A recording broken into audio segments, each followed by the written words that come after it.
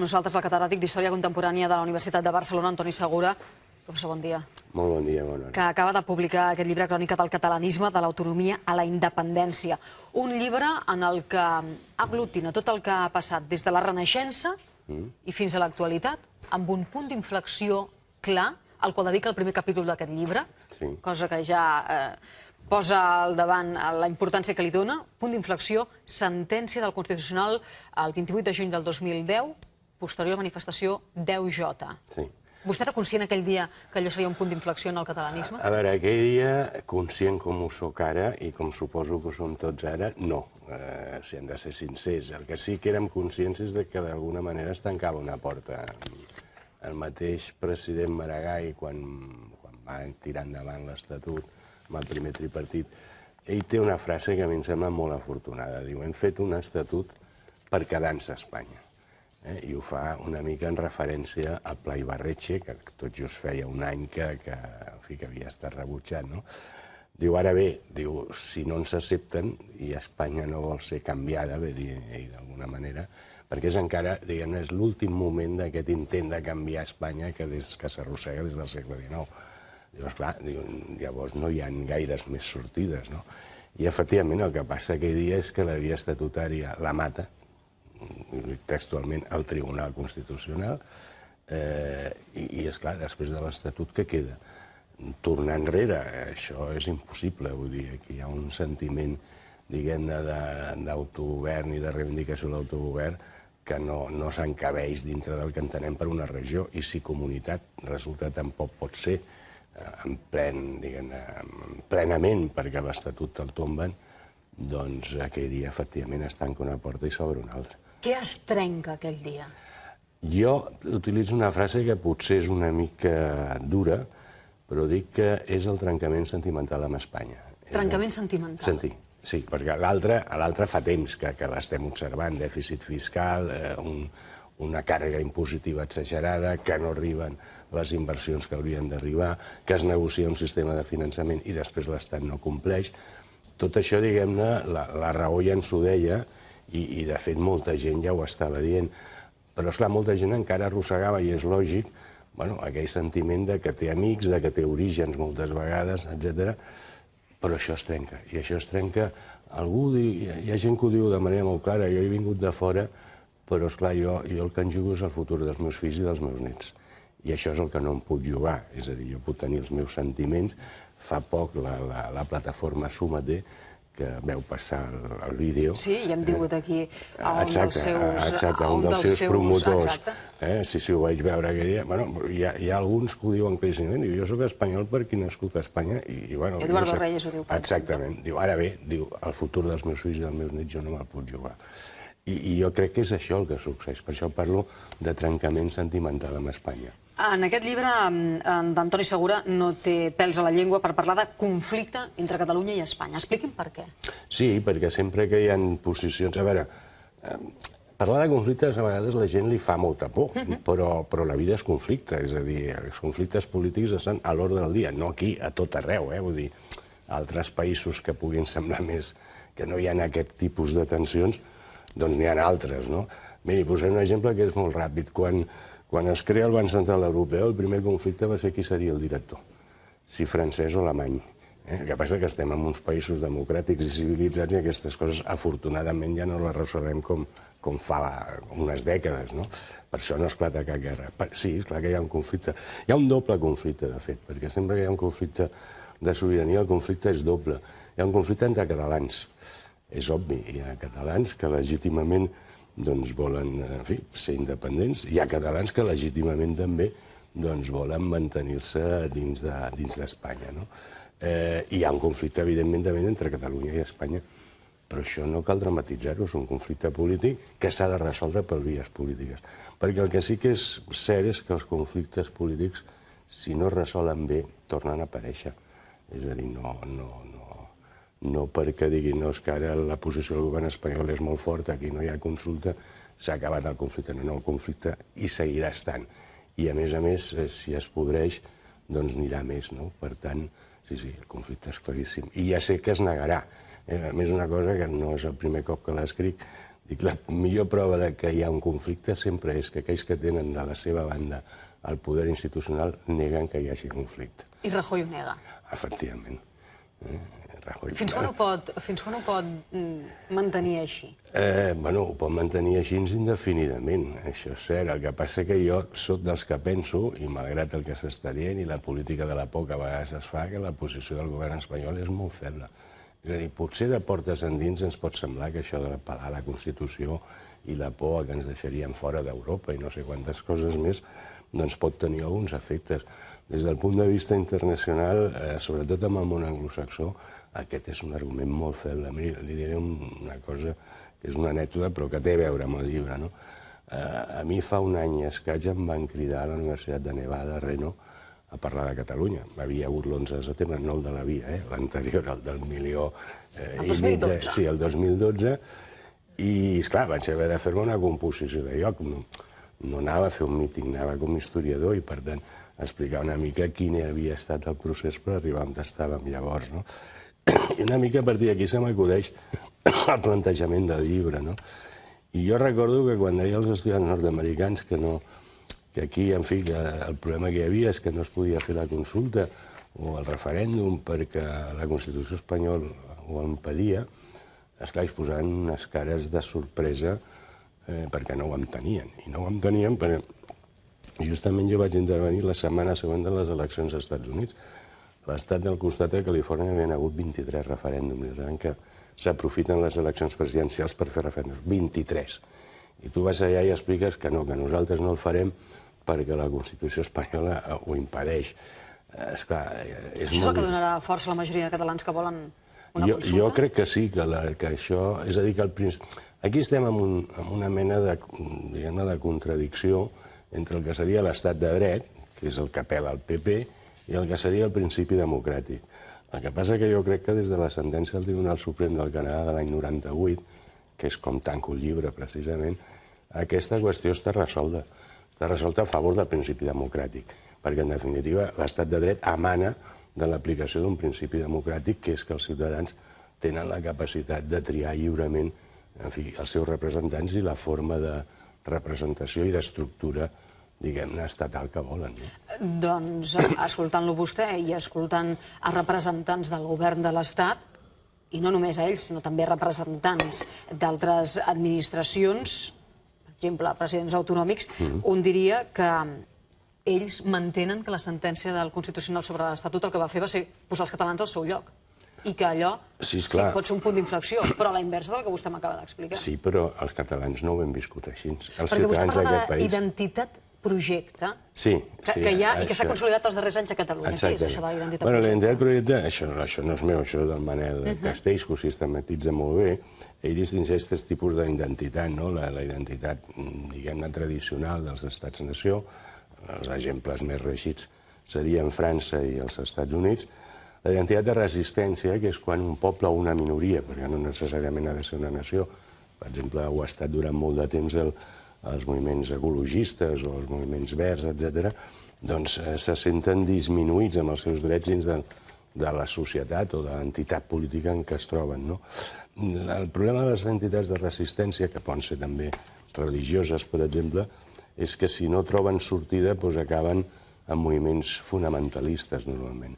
I després hi ha les identitats projecte, que són aquelles que una comunitat, doncs, diguem-ne, aposta pel seu futur en comú i en compartir uns valors, que no necessàriament han de ser històrics, perquè això també ho dic al llibre, nosaltres som un país mestís, o de mestissatge, perquè hem tingut influències molt diverses, hem tingut immigracions molt diferents des de fa, em sembla que en algun moment ho recordo, al segle XVII els gascons, per exemple, fins les últimes que les tenim ara.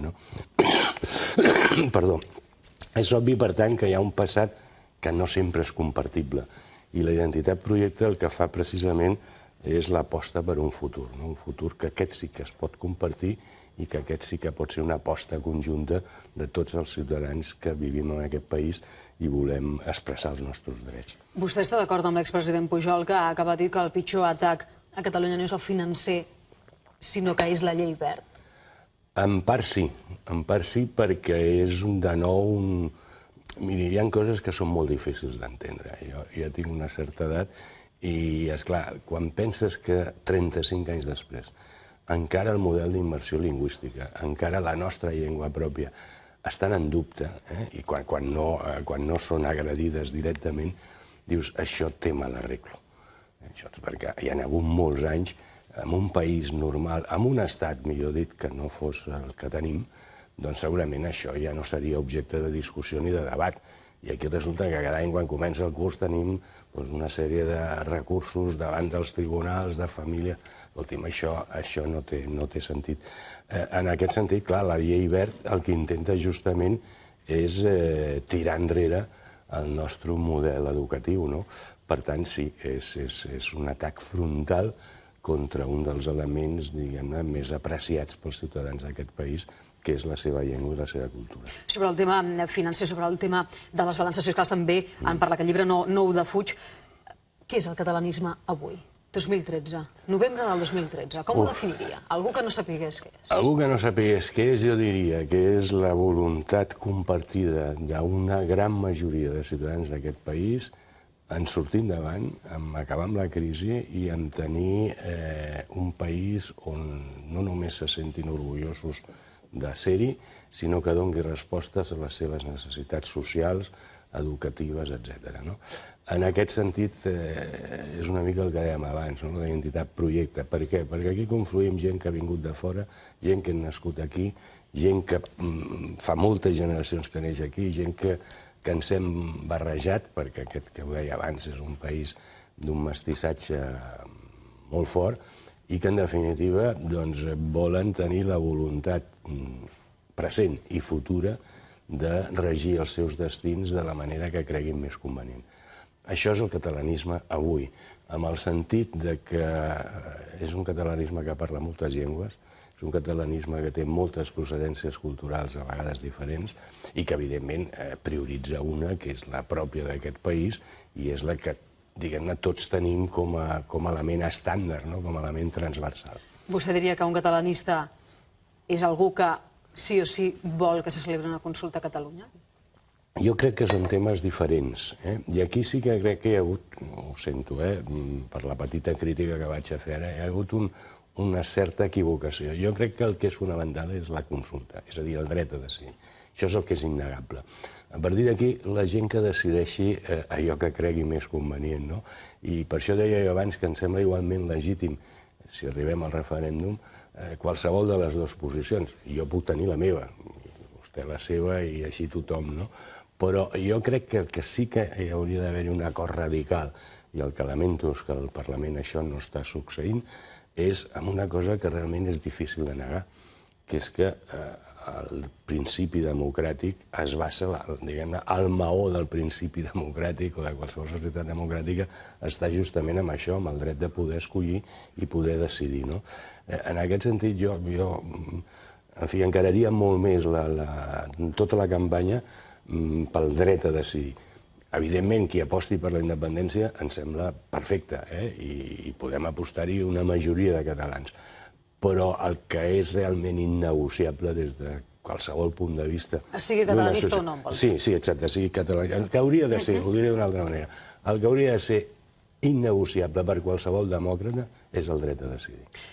Quin paper han de jugar les elits? Li pregunto també perquè vostè recull en aquest llibre allò que Josep Termes ja va dir i va demostrar fa molts anys, que sense un catalanisme d'arrel popular el fet diferencial català no hagués sobreviscut als embats de la història. He llegit literalment. En el moment actual, quina lectura en fa vostè?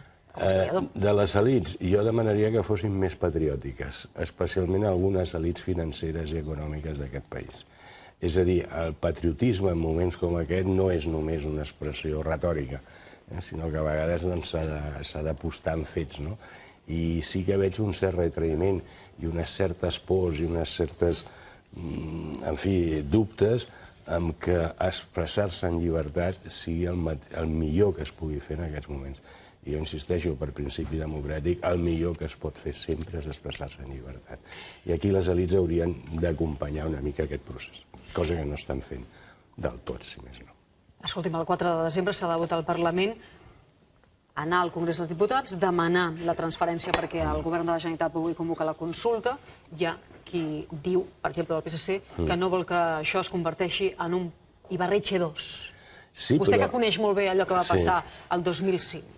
Pot haver una altra situació com aquella? Jo penso que, a veure, pot haver-hi que a Madrid el Congrés doni el cop de porta. Això, amb l'actitud que té el govern espanyol i el partit de l'oposició, podria succeir. El que passa és que hi ha moltes diferències amb el Pla Ibarretxe. La primera és de massa crítica. És a dir, el Pla Ibarretxe va a Madrid amb el suport del Partit Nacionalista Basc i d'Euskal Alkartasuna en aquells moments, que anaven junts, i amb 3 vots de l'Esquerra Abertzale. Aquesta és una cosa que l'Endacari Ibarretxe, alguns li havien dit, fins i tot. Vostè també? Sí, va fer consultes i molt abans, quan comença a tirar el pla endavant, ell crida una sèrie de gent, que col·laboràvem en aquells moments amb els mitjans bascos, i ens presenta el text i ens pregunta una mica què ens sembla. Una de les coses que sí que se li va dir és que per no trencar, per no fracturar el país, això necessitava d'un ampli consens. I, evidentment, aquest ampli consens no el va tenir. Aquí, afortunadament, aquest ampli consens es dona amb independència fins i tot el que acabi fent el PSC. Jo penso que el Partit Socialista dels Catalans o de Catalunya s'equivoca en una cosa. A mi em sembla lògic, o em sembla no lògic, en fi, que està en el seu dret de demanar que la consulta sigui pactada i que sigui pactada amb el govern. Doncs bé, si el Parlament el que es planteja és anar a Madrid a dir-li al govern escolti'm, volem fer la consulta i venim amb aquest suport del Parlament, no entenc per què no voten que sí.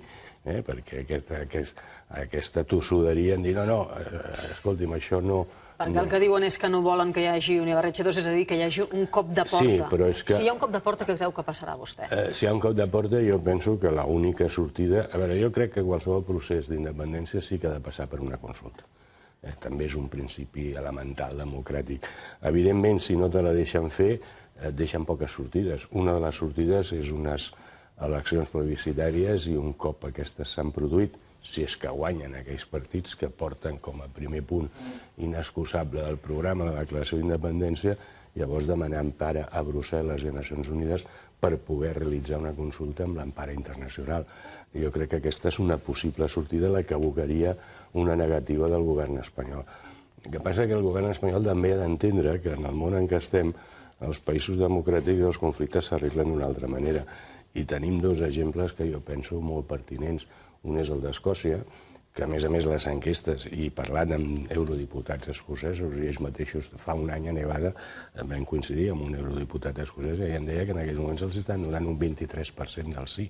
Ara ha pujat al 30 i escaig. Vull dir que no està clar que Escòcia sigui independent per la via referèndum si no milloren les enquestes. L'altre és el Canadà. Han hagut 2 referèndums a Quebec.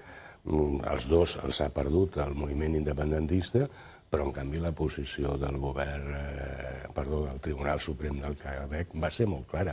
El principi democràtic està per davant de l'estat de dret, en aquest cas, perquè la Constitució canadenca tampoc contempla el dret a l'autodeterminació o la successió, diguem-ne com vulguem. Professor, avui és 21 de novembre, avui es compleixen 13 anys que ETA va matar Ernest Lluch. Vostè el coneixia, n'era amic, vostè està a la Fundació Ernest Lluch, està al patronat. Com ha viscut l'anul·lació de la doctrina Parot i quines creu que seran les conseqüències en la resolució del conflicte d'Euskadi? A veure, jo penso que la doctrina Parot, des del punt de vista jurídic, era un disbarat. Hi ha un principi que normalment tots els estats democràtics respecten, que és que la llei no pot tenir una aplicació retroactiva. Això Estrasburg s'ho ha carregat. Exactament. És que, esclar, és el que dic, és que cap estat democràtic es pot permetre fer una llei amb aplicació retroactiva, i és que la doctrina Parot era això. Jo no entro en si havien de complir més anys o menys de presó. Com diu un amic, un bon amic, i a més víctima en aquest cas d'Hipercor, jo l'únic que demano és que es compleixi la justícia. I, evidentment, si la doctrina Parot trencava les normes bàsiques de la justícia, ha estat ben anul·lada. I un cop anul·lada, doncs, òbviament, cal acatar la sentència d'Estrasburg, que és deixar anar aquells presos que ja han complert la condemna.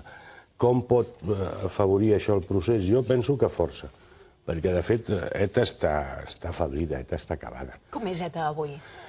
Doncs ETA avui jo penso que és un grupúscul de militants molt dispersos que estan intentant garantir-se la supervivència sense l'organització armada.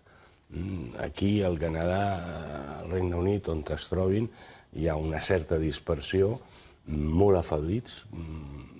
Fins al que vostè sap, el dia a dia dels etarres, ara mateix com és? Molt difícil, entre altres coses, perquè molts recursos que abans podien arribar, en aquests moments no arriben. Aquesta és una realitat.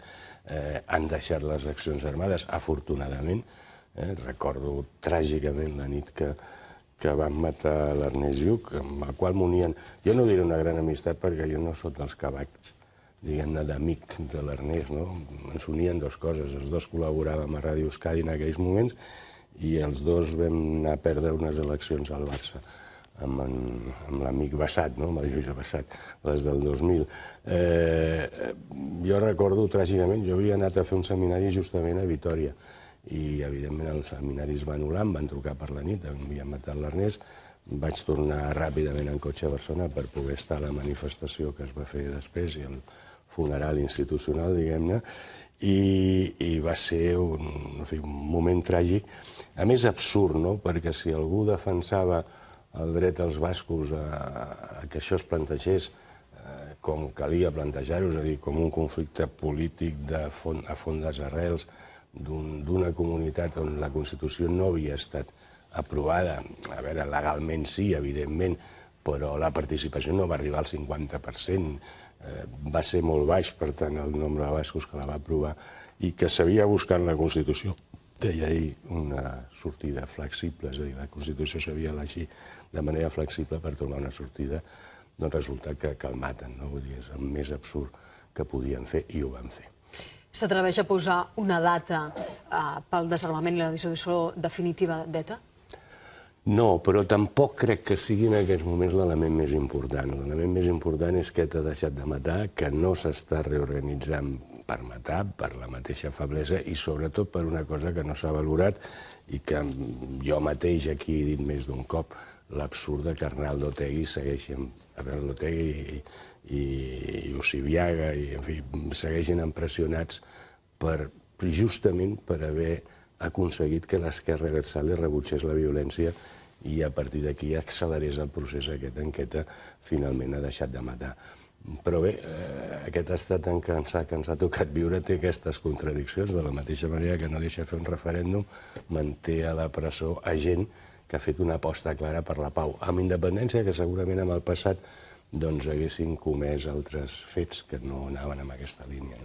I, professor, per acabar, s'atreveix a fer un pronòstic. Esquerra acabarà entrant al govern o no? Perquè és la pregunta del dia als espectadors. També li plantejo a vostè. Esquerra viu una situació còmoda en aquests moments. Per tant, ja no sé fins quin punt no li interessa entrar al govern. De totes maneres, jo soc dels que penso que hi ha coses que hem de començar a fer unitàriament en el moment en què estem. I defensat una candidatura Junts a Europa... Sí, però vostè allò que va impulsar justament això de Junts a Europa, de moment s'ha quedat amb no res. El mes de maig hi ha les eleccions europees i allò que vostè, entre d'altres, amb Ernest Maragall, amb Ferran Mascarell, que està al govern, no han aconseguit candidatura unitària, res. Ningú ha mogut fitxa dels partits, ens refereixo en aquest sentit. Jo crec que és un error. Crec que és el moment de visualitzar que a Catalunya hi ha un ampli front unitari que propugna la celebració de la consulta, i jo diria que per responsabilitat política Esquerra hauria d'acabar entrant al govern. És més, jo soc partidari en aquestes circumstàncies, jo crec que aquesta és l'última legislatura autonòmica, ho dic francament, no sé què passarà després, però en tot cas no podem seguir com estem, això és evident, no? En conseqüència, jo penso que un govern quan més ampli possible per negociar justament això, la consulta i els passos a fer, com diu el Tribunal Suprem del Quebec, que en un cas d'aquest s'ha de negociar, i s'han de negociar no només me'n vaig on deixo d'anar, és que si te'n vas, això és com els matrimonis que es desfan, no? Hi ha la casa, el pis, en fi, la segona residència, el cotxe, els nanos, tot això s'ha de negociar. I per tant, quan més ampli sigui el govern, millor. Antoni Segura, catedràtic d'Història Contemporània de la Universitat de Barcelona, autor d'aquest llibre Crònica del catalanisme, de l'autonomia a la independència. Gràcies per haver tornat. Fins a la pròxima, que vagi molt bé. Moltes gràcies a vosaltres.